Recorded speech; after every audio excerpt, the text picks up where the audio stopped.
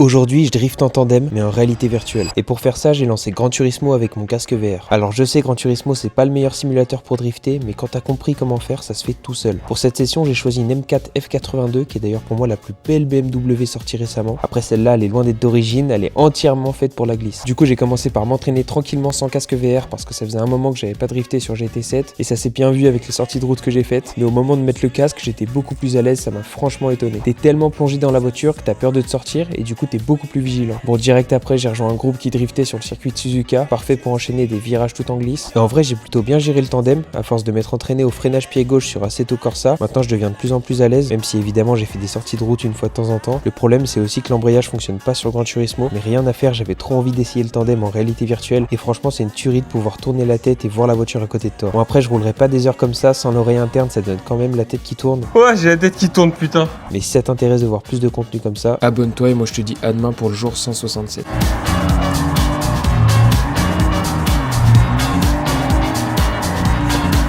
Oh merde, non. Ouais, j'ai la tête qui tourne, putain.